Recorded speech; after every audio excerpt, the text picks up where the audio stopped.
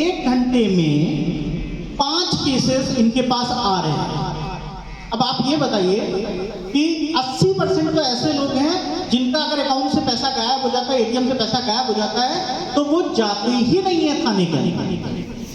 तो ये 5 जो केसेस आ रहे हैं ये 20% में आ रहे हैं, और इस 20% में उनके पास इतने केसेस हो जा रहे हैं कि उन्होंने एक बना रखा है सिनेरियो कि 5 लाख से नीचे वाले केसेस पे वो ध्यान ही नहीं देंगे, 5 लाख के ऊपर वाले खाली केसेस पर उनका ध्यान रहता है।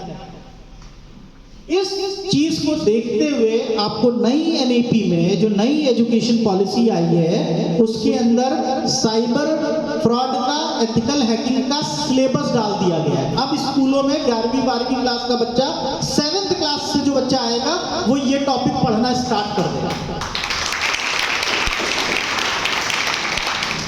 लेकिन आप तो उस एरा से निकल चुके हैं, आपको तो ये स्पेशली सीखना पड़ेगा जाके ना, क्योंकि अब आप 7वीं पढ़ने तो नहीं जाएंगे ना।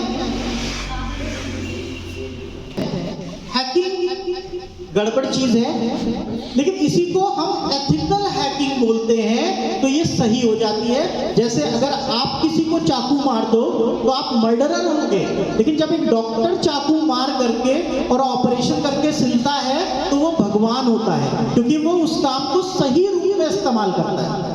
तो यहाँ सिखाई हैकिंग ही जाएगी, लेकिन एथिकल हैकिंग यानी आपको सही तरीके से कैसे अपना बचाव करना है। यानी अगर आपको पता चल जाए कि चोर आएगा तो इस दरवाजे से आएगा, तभी तो इस दरवाजे में ताला लगाते हो ना, क्योंकि ये पता है ना यहाँ से आएगा, इस दीवार पे ताला क्यों नहीं लगाते हो, क्योंकि यहाँ से आ ही नहीं सकता।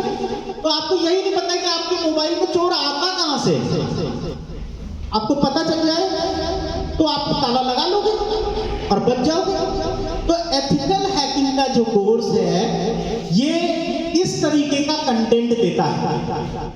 डिजिटल फॉरेंसिक का जो कोर्स होता है वो क्या होता है, ये कोर्स हम लोग आपके यहाँ लॉन्च कर रहे हैं, इसलिए बता रहा हूँ मैं आपको। ये मान लीजिए एक जगह पे कहीं एक लाश मिली, तो आपने देखा है वहां पर पुलिस आती है, लाश को हटने के बाद एक एरिया बना देती है, फिर कुत्ते उत्ते लाते हैं और सब पता करते हैं। क्या ढूंढते हैं? सबूत।